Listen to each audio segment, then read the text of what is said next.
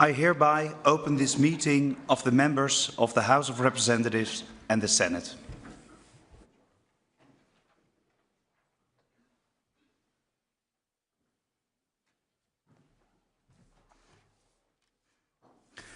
A warm welcome to all members of Parliament and anyone who is watching the live stream in the Netherlands and in Ukraine. And a special welcome to President Zelensky and his delegation. It is a great honor to host you on the day of the launch of the International Claims Commission for Ukraine. The Claims Commission will review, assess and decide upon claims submitted here in The Hague to the Register of Damage for Ukraine. The Commission will work towards compensating Ukrainians who have been affected by the horrors of this terrible war. Today we send a clear message. Russia will have to pay for the damage done in its war of aggression. This will be the fourth time that you address our Parliament. You have asked to meet with us before the official launch of the Commission.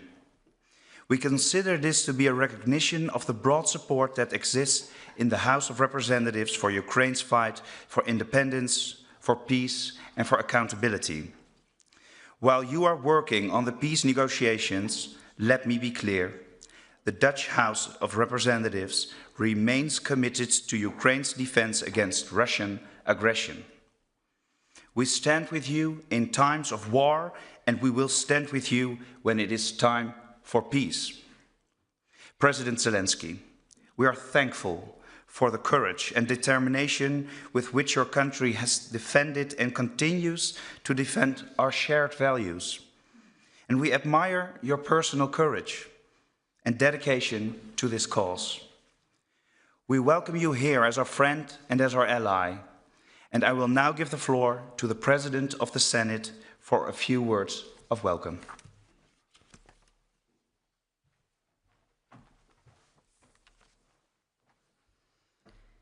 Dear Mr. President, dear members of the Ukrainian delegation, on behalf of the Dutch Senate, I'm also honored to welcome you here in The Hague.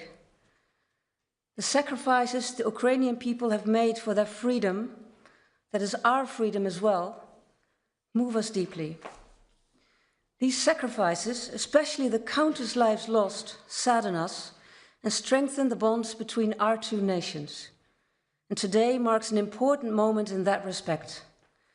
Leaders and politicians from across Europe are here in The Hague, the city of peace and justice, for the signing conference of an International Claims Commission for Ukraine. Russia's full-scale aggression against Ukraine has led to widespread death and suffering. The establishment of the Register of Damage for Ukraine in April 24 was a significant first step, and the second step towards a mechanism that will ensure justice and compensation is today's institution of the International Claims Commission for Ukraine. Truth, justice and reparation are essential for the victims of the Russian aggression to overcome what has happened to them. At the same time, Mr. President, you are involved in intensive negotiations. Yesterday you were in Berlin for the latest talks on ending the invasion of Ukraine.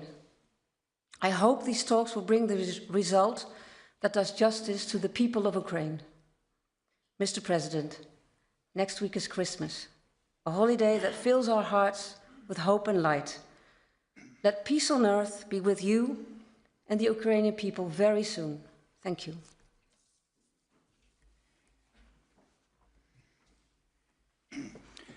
President Zelensky, you have the floor. Thank you so much. Dear President of the House, Madam President of the Senate, esteemed members of Parliament, ladies and gentlemen, first of all, I want to tell you that I'm honored to greet you all and truly grateful for the opportunity, today's opportunity to address the Parliament of the Netherlands and at such a meaningful moment. We are now in the midst of the most intense and focused negotiations for peace since the beginning of this war, for true lasting peace. And we are not talking about a pause or a temporary uncertain solution. We are working closely with partners to finally end this Russian war against Ukraine, and through Ukraine against the very essence of life in Europe. And that's why now we need the same strong political support that we had at the beginning of this war. Back then, the future was shaped by our joint efforts in defense. Today, the future depends on our shared political positions and political decisions. They once needed to root out every cause of this war. The current Russian leader, and after him, all of his propagandists often use the term root causes of the war, as if there is something inevitable that forces Russia to keep fighting, and as if the reasons of Russia's wars were not inside Russia and not a part of its own nature, but instead located somewhere outside, somewhere in Ukraine, in Europe, in NATO, or elsewhere. They always blame others and always try to explain their wars through someone else's actions, as if the reason for their aggression is never in Moscow, but always in their neighbors. Let's look at Russia's history since 1991. From then until today, Russia has changed. It has been poor and rich. It has gone from oligarchy to dictatorship, but one thing has remained the same. It keeps bringing war and hatred. From Chechnya to the Balkans, from Moldova to Syria, from countries in Central Africa to Ukraine, Russia chooses conflict over peace. And Russians always say they're somehow not guilty, somehow. And someone else, not Russia, is always expected to make concessions so that Russia might stop spreading bloodshed.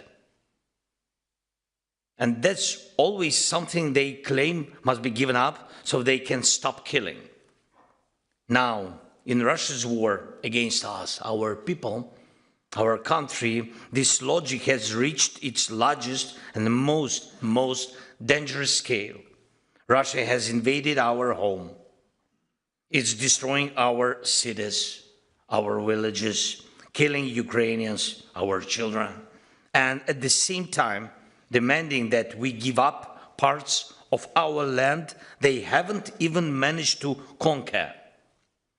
Russia keeps nearly a million strong occupation force on our territory, and yet it demands that Ukraine accept limits on our right to join alliances and on our sovereignty. Russia strikes our infrastructure, our cities and villages, our energy, and blame us in it. And when we strike back, they cry out as if only they have the right to strike and others must stay silent and suffer. That is Russia. And the truth is, we are dealing with a chronic offender. At the root of all the problems and even of every Russian strike is this: Russia behaves like a career criminal who's convinced he will never be caught. Russia feels unsafe when its neighbors are safe, and it feels bad when their neighbors are doing well. Russia is a state that fundamentally rejects the idea of everyone, including itself, playing by the same rules. And that's exactly where the real path to peace begins. It's not enough to force Russia into a deal. It's not enough to make it stop killing. We must make Russia accept that there are rules in the world and that it cannot deceive everyone. This is the path to lasting peace. And I thank you, Netherlands, for standing with us on this path and for supporting all the elements of the just end to this war, from stopping the killing to defending justice for Ukraine. It truly matters, and I'm sincerely grateful to you for that. Thank you. Ladies and gentlemen, together with partners, we are working not only to stop the bloodshed, but to change the situation along Russia's borders so there is no opportunity to start another war. And we understand that criminals don't change in a day. That's why the talks these days are not only about ceasefire, but about security guarantees. This is not only about diplomacy, not only about physical security. It's also about making Russia finally learn to live by the rule of law. And it will only work if there is true accountability, if the punishment of the aggressor becomes inevitable. Yes, it's not easy, but it's not as difficult as some may try to portray it. We have already done a great job. Now we simply need to press forward and bring the criminal to justice. Last week, I visited one of our cities on the front line, yes, our city of Kupiansk. And it's a city in the eastern Ukraine, and the front line is now very really close to it. And Putin publicly lied, claiming that Russian forces had already taken the city. So I went to Kupiansk myself to show the world Putin is lying, to show only one thing, this.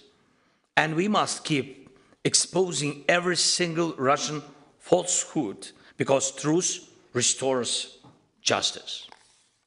And I will continue to destroy every Russian line on the front line and around the world. And I urge you to support Ukraine in this effort. This is how it works. Truth is the ground on which justice grows. The same applies to the issue of damage caused by Russian aggression. Of course, right now, European leaders have the decision on the table regarding frozen Russian assets. Most of these assets allocated in Europe, and these Russian assets can and must be fully used to defend against Russia's own aggression. The aggressor must pay. And this is also about restoring justice, and in a way that Russia will truly feel. Putin does not believe in people. He believes only in power and in money. He spends around 30,000 soldiers' lives on the front every month. Not wounded, 30,000 each month killed. And there was a month when 25,000 Russians were killed. Another month, 31,000. We have drone footage confirming these deaths. Russian assaults are always insanely bloody, but Putin does not care. Russians don't count their dead, but they do count every dollar and every euro they lose. That is why a strong decision on Russian money is needed, and these funds must work to defend against Russia, and I urge you to support this. Next point. Each day now, Ukrainians are working to restore electricity, heating, and water after Russian missiles and drones attacks.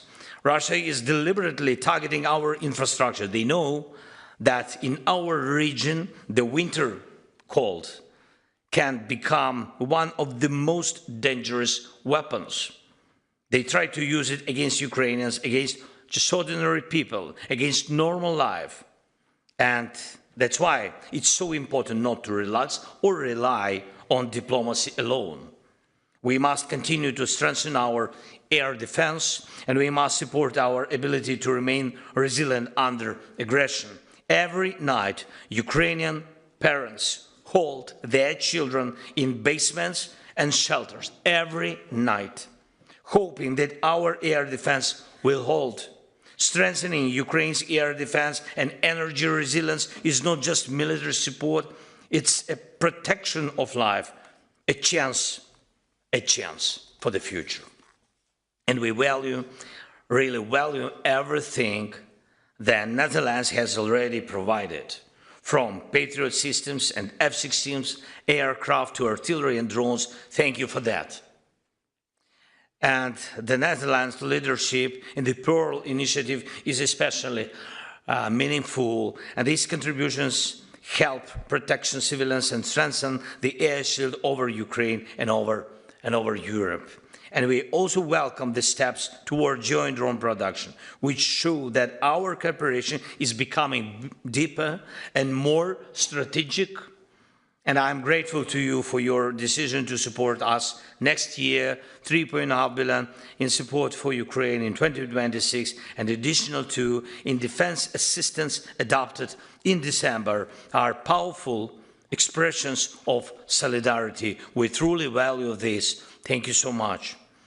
And every such act of solidarity proves one thing clearly: Russia's war will not become the norm, not now, not in the future. As long as you stand with us, and as long as our other partners stand with us, Russia stands alone with its war. This Sunday and Monday in Berlin, we held really intensive talks with President Trump's team and with Steve Witkoff, Jared Kushner, others, members of the team, and we're working in a great detail on documents that could stop the war and guarantee security. This is very important. And every single detail matters. Why? Because not a single detail must become a reward for Russia's aggression. If the aggressor receives a reward, he starts to believe that war pays off. And that is why justice must be central to ending this war. Please support this approach. Justice must not be pushed to the margins of diplomacy. And there was too little justice for Moldova, it's true, too little. And for Syria, and for many, many other countries, those wars dragged on. And today the problems are so difficult to solve. And we must show through Ukraine that Europe and the United States of America are capable of delivering real results in securing peace. One more point. In this war, each of us carries something that we really cannot forgive. Many Ukrainian families have lost loved ones. And Russia has completely destroyed dozens of our cities and really hundreds of villages. Our people have suffered many humiliations. Thousands of Ukrainians have suffered through brutal captivity. And during this war, there is hardly a crime against humanity that Russia has not committed. Even the Netherlands sadly knows all too well that these are not just words. We do remember MH17, a terrible act of Russian murder followed by shameful lies that cannot simply be forgotten, and the people will not forget. And when the guns stay silent, when the drones stop killing, the law must still speak. Russian root causes should be returned to Russia, and it cannot be that war criminals travel freely across Europe or the world as if they were tourists. It cannot be that those who killed are suddenly treated as respectable partners. That is why sanctions matter. And that is why conventions and mechanisms of international justice exist and must work. Alongside diplomacy, defense support for Ukraine, support for our resilience, I ask you, please continue supporting efforts to ensure legal accountability for the aggressor. So no matter how difficult it may be, and no matter how long it takes Russia, Russian war criminals must be held accountable. And the Russian state must be held responsible for the crime of aggression. The Netherlands is one of the key drivers behind the creation of a tribunal for the crime of aggression and real accountability for war criminals. And I believe you understand every emotion we have when it comes to justice, and thank you for that. With partners like you and with approaches like yours, with the principled stance you continue to show, we can achieve a truly lasting peace. Please use your influence to help make it happen. Thank you very much. Thanks, Netherlands. Thank you for invitation, dear ladies and gentlemen. And I truly hope that the next time I address your parliament, it will be with gratitude for a peace that has been achieved. Thank you. Slava Ukraini.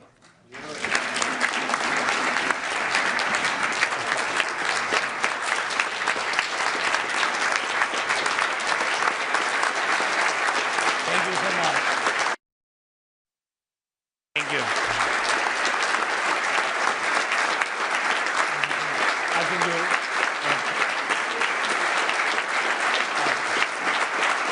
Thank you. Thank you so much.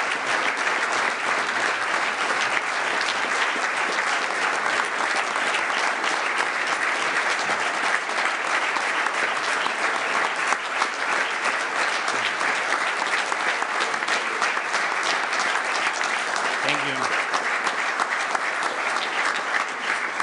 Thank you, Mr. President. I now close this meeting. Thank you. Thank you so much.